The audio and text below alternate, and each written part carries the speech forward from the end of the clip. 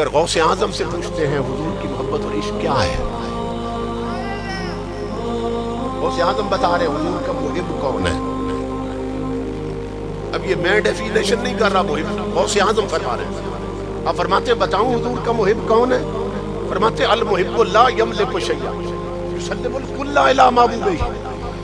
امام الانبیاء کا سچا محب وہ ہے جو خود کسی شے کا مالک ہی نہیں رہتا، اس کی ہر شے کا مالک اس کا رسول ہوتا ہے۔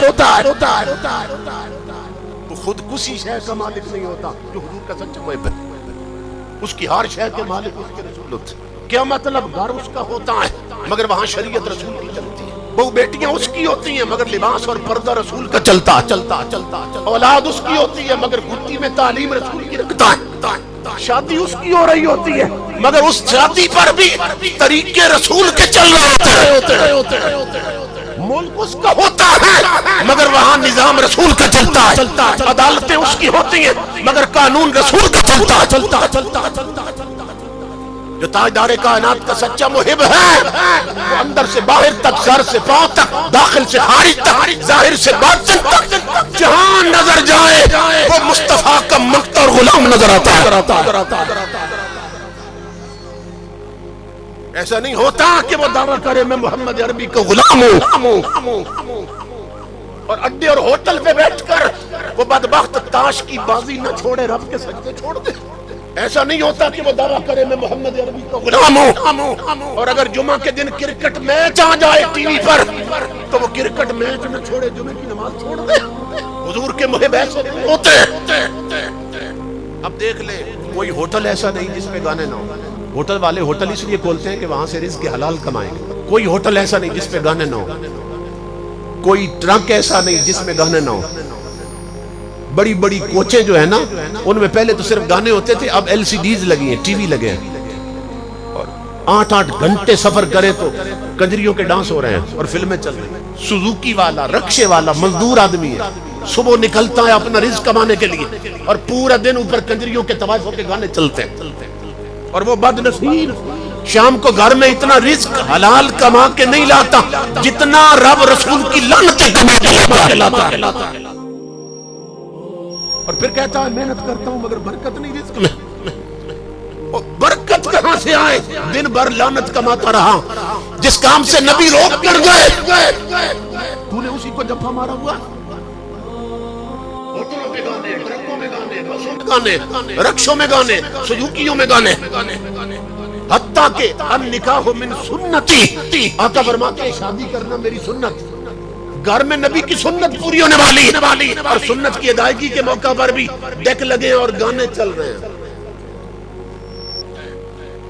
کوئی کہتی ہے میں کنیز فاطمہ ہوں، کوئی کہتی ہے کنیز عائشہ ہوں۔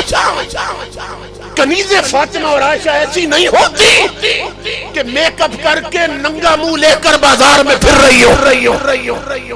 تاجدار کائنات کے محب ایسے نہیں ہوتے کہ ان کی شادیوں پر طوائف اور کنجریوں کے گانے چلے، نہیں، ان کی شادیوں پر بھی ذکر نبی کی محفلیں سجتی ہیں، کیونکہ محبت و تملق لا یجتمعان۔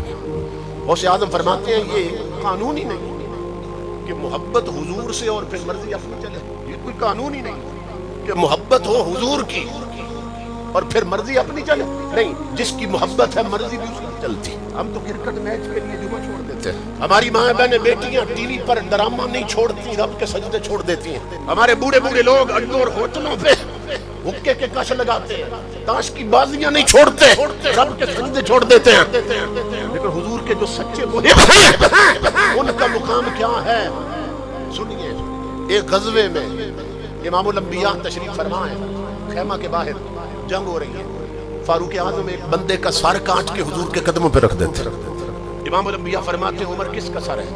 عرض کی آقا تیرے نالین کی قسم سگے ماموں کا سر کاٹا۔ تھوڑی دیر گزرتی ہے، دوسرے صحابی آ جاتے ہیں، حضرت ابو عبیدہ ابن الجراح، ایک بندے کا سر کاٹ کر حضور کے قدموں پہ۔ امام الانبیاء فرماتے ہیں ابو عبیدہ کس کا سر ہے؟ عرض کی آقا تیرے نالین کی قسم سگے باپ کا سر کاٹتا ہے۔ ایک اور غزوے میں جوان صحابی ہے، ایک جوان کا سر کاٹ کے حضور کے قدموں پہ رکھ دیتے ہیں۔ میرے آقا فرماتے ہیں میرے جوان غلام کس کا سر ہے؟ عرض کرتے ہیں آقا سگے بھائی کا سر کاٹ۔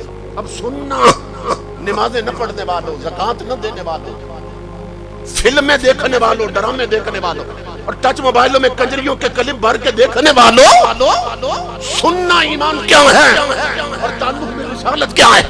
मेरे आका फरमाते उमर, वो अबू बैदा, वो जवान, क्या सर काटते हुए हाथ नहीं कांपे थे, दिल नहीं लर्जा था कि ये मामू का सर है, ये बाप का सर है, ये भाई का सर है, हाथ नहीं कांपे थे। तीनों सहाबियों का जवाब एक ही था, आका हाथ कांप सकते थे, अगर उन्हें अपना समझा होता।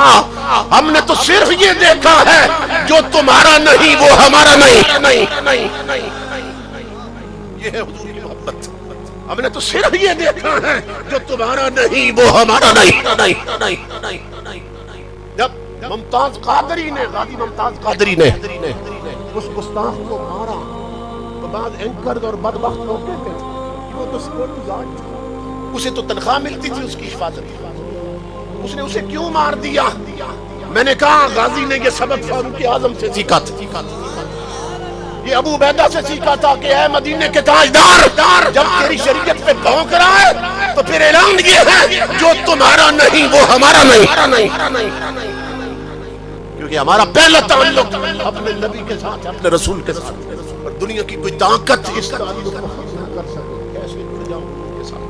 ताजदार अंबिया के गुलामों, वैसे आज़म फरमाते माँ तत्लो शम्स हत्ता तुसल्लिम अलैया, फरमाते सूरज उस वक्त तक तुलू नहीं करता जब तक पहले मुझे सलामी नहीं देती। ये क्यों था? इसलिए कि अंदर से बाहर तक वो हुजूर के गुलाम बन गए थे। और ये सिर्फ आज़म की बात नहीं थी, उस वक्त जो कि घर घर हुजूर का कुरान राज करता था, औरतों की आंखों में शर्म व हया था, जिस्म पर शरीयत का पर्दा था, घर की चार दीवारियों में गाने नहीं गूंजते थे, हुजूर का कुरान गूंजता था, मस्जिदें नमाजियों से भरी रहती थी, जवानों के हाथ में टच मोबाइल नहीं होते थे, सीरत फारूक आजम की किताब होती। उस दौर में जवान लड़कियों के हाथ में रोमांटिक नावल नहीं होते थे, सीरत फातिमा ज़हरा की किताब होती। इसलिए इमामुल अंबिया के गुलामों, ये बुलंदियां उन्हें नसीब हो गई। हमारे बच्चे नेट पे बैठे टच मोबाइलों पे और हमारी किताबें वो ले गए। शरीयत के हमने जो पैमाने तोड़े वो ले जाके सब अहले मगरिब ने जोड़े। हम हुजूर की शरीयत के पैमाने तोड़ते रहे, वो उन्हीं को जोड़ते रहे और अपनी तरक्की की बुनियाद इन पे उठाते। नतीजतन हम गुलाम हो गए, वो हमारे इमाम बन गए। इनकी किताब वहाँ पढ़ी है और इस शख्सियत पर वहाँ PhD हो रही है। इमामुल अंबिया के गुलामों, इनकी माएं आज की माँ जैसी न थी, इनके बाप आज के बाप जैसे न थे, इनके घर का माहौल आज के माहौल जैसा न था, इनका किरदार आज के किरदार जैसा न था। वो सिर्फ जुबान से दावा नहीं करते थे मगर अंदर से बाहर तक के गुलाम थे। अल्लाह रब्बुल इज्जत ने उन्हें ये बुलंदियां दी थी, एक कदम उठाते थे जमीनों लामकान की वसअतें सिमट जाती थी। और आज हम अपनी मंजिल गुम कर बैठे हैं, क्यों? इसलिए कि हमने कुरान की तरफ पुष्ट कर रखी है। जो लोग रिटायर होके आ जाते हैं ना किसी भी डिपार्टमेंट से, तो मैंने देखा सुबह सवेरे आंख खुलती है, जिन्हें दो लफ्ज पढ़ने आ जाते हैं वो सबसे पहले हजाम की दुकान पे भागते हैं कि वहां अखबार मिल जाती है, नई नई खबरों की तरफ। या उठेंगे तो सबसे पहले टीवी ऑन करेंगे कि मुल्क की क्या खबरें हैं, मुल्क में क्या हो रहा है, खबरों की तलब है। कुरान कहता है नादान, अगर नई नई खबरों की तलब थी तो वो टीवी क्यों सुन रहा है और देख रहा है? तो सिर्फ एक दिन की खबर देता। कुरान आवाज दे रहा है, अगर कयामत तक आदम अलैहिस्सलाम से लेकर खबरें सुनना चाहता है तो फिर मेरा मुताला कर, मैं तुझे खबर दूंगा। कौमें गिरती कैसे फिर उठती कैसे, कौमें जलील कैसे होती हैं और मुअज़्ज़ज़ कैसे होती हैं, कौमों की गुलाम कैसे बनती है फिर उठ के इमाम कैसे बनती है। मैं तुझे बताऊंगा दुनिया क्या है, उकबा क्या है, मौला क्या है, बंदे क्या है। तो जिस कुरान ने सारी खबरें देनी है उसका कोई पढ़ने वाला नहीं रहा। कोई खबरें पढ़ता है, कोई नवाब वक्त पढ़ता है, कोई जंग पढ़ता है, कोई रोमांटिक नावल पढ़ता है, कोई नेट पे बैठा है, किसी ने दो डिशें लगा लिए, किसी ने केबल के कनेक्शन ले लिए। मदीने के कनेक्शन कमजोर हो गए और आज बात चल निकली कि हुजूर मेरा दुरूद सुनते हैं कि नहीं सुनते। क्यों? इसलिए कि हमारी डोरियां जो न रही मदीने के साथ, हमारे रास्ते जो गुंबद खजरा से कट गए। اس ہم اندھے ہو گئے اور تاریکی چھا گئی قلب و باطن میں، اس لیے یہ بات چلنے کے لیے ہمارا درود سنتے ہیں کہ نہیں سنتے ہیں؟ اللہ رب العزت فرماتے ہیں افلا یتدبرون القرآن ام علی قلوب اقفالها، فرمایا لوگوں تمہیں کیا ہو گیا کہ تم نے تدبر فی القرآن چھوڑ دیا، قرآن کو سمجھنا چھوڑ دیا، کہ تمہارے گھر میں قرآن ہے اور تم رومانٹک ناول پڑھ رہے ہو، تم ٹی وی پہ بیٹھے ہو، تم نیٹ پہ بیٹھے ہو، قرآن کیوں نہیں سمجھتے اور پڑھتے؟ کیا تمہارے دلوں کو تالے لگ گئے؟ قرآن کا یہ اسلوب بیان بتا رہا ہے جو قوم قرآن سمجھنا چھوڑ دے سمجھو اس کے دل کو تالے لگ گئے۔ تالے لگنے سے مراد یہ نہیں ہوتی کہ آپ دل کا ایکس رے کرائیں، ای سی جی کرائیں تو اندر لاک اور تالا نظر آئے گا۔ تالے لگنے سے مراد ہے دل گندے ہو جاتے ہیں، زنگ آلود ہو جاتے ہیں، قلب و باطن میں تاریکیاں اپنے ڈیرے جما لیتے ہیں، جس کی طرف امام الانبیاء نے اشارہ کیا، فرمایا ان هذه القلوب تصدع كما يصدع الحديد اذا اصابه الماء۔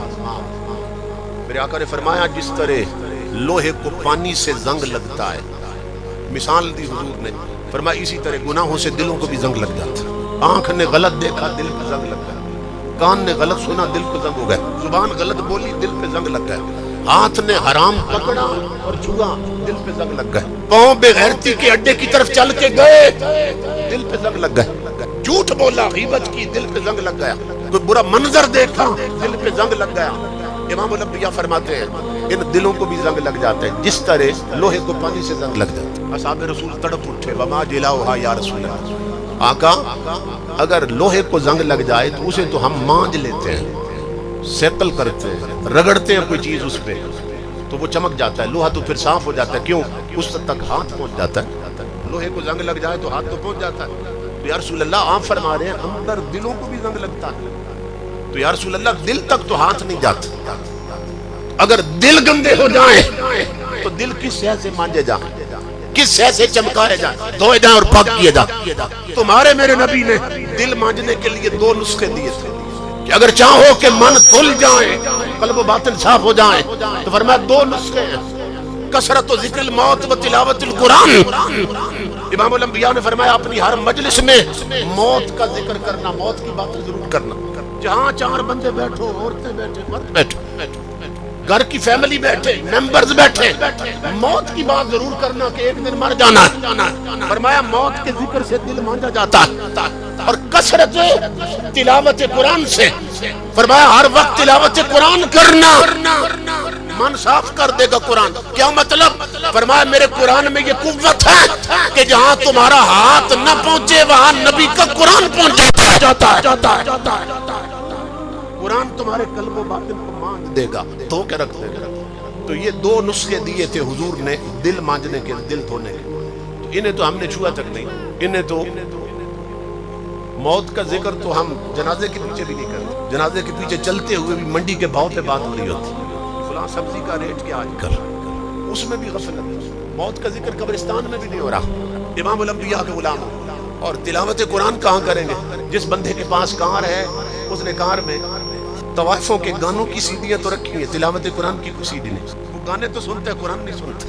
جس گھر میں شادی ہونی ہے، شادی ابھی مہینے بعد ہونی ہے، تاریخ طے ہوتی ہے، گھر میں ڈیک لگتے ہیں اور طوائفوں کے گانے چلتے ہیں، یعنی جس چیز نے من مانجنا تھا اسے ہم نے چھوا تک نہیں، اور جس چیز سے دل اور گندا ہوتا ہے اسے سب نے جفا مار دیا۔ امام الانبیاء فرماتے ہیں الغناء ينبت النفاق في القلب كما ينبت الماء الزرع۔ یہ سنیں غور سے، امام الانبیاء فرماتے ہیں یہ جو گانے ہیں، یہ جو نغمے ہیں، یہ جو گیت ہیں، سانگز ہیں، آقا فرماتے ہیں یہ دلوں میں اس طرح کھوٹ اور منافقت پیدا کرتے ہیں جس طرح پانی سے کھیتی اگتی ہے۔ اگر بارشیں زیادہ ہوں، پانی برسے بادلوں سے، تو ہر طرف سبزہ ہو جاتا ہے، تو حضور فرماتے ہیں کہ جس طرح پانی سے سبزہ اگتا ہے، اسی طرح جس معاشرے میں، جس ملک میں، جس خطے میں، جس قوم میں گانے زیادہ ہو جائیں، گانے، نغمے اور گیت، اس قوم کے دلوں میں منافقت اور کھوٹ پیدا ہو جاتی ہے۔ جس سے دل مانجنا تھا اس کو تو چھوا تک نہیں، جس سے دل اور کھوٹا اور گندا ہوتا ہے اس کو سب نے جفا مار دی۔ دل کے پھپولے جل اٹھے سینے کے داغ سے، اس گھر کو آگ لگ گئی گھر کے چراغ سے۔ تو خدا کے لیے اپنے گھر کو صاف کرو، اپنے گھر میں جا کے حضور کی شریعت کا جھاڑو دو۔ ایک جھاڑو تو عورتیں دیتی ہیں، وائپر آج کل مارتی ہیں، شریعت کا جھاڑو دو اپنے گھر میں جا کر. کیا مطلب؟ اپنے گھر سے ہر وہ شے اٹھا کے باہر پھینک دو کہ جس نے مدینے کے نقشے دھدلا دیے، جس سے آقا روک کر گئے، جس کو تمہارا میرا رسول پسند نہیں کرتا، جس کو خدا پسند نہیں کرتا. ہر شے اٹھا کر گھر سے اسے باہر پھینک. پھر دیکھو تاجدار کائنات سے گنبد خضرا کے مکین سے رابطے جڑتے کیسے ہیں. ڈوریاں تو ہم نے کچی کر، رابطے ہم نے کاٹے ہیں. گنبد خضرا کا فیض آج بھی جاری ہے.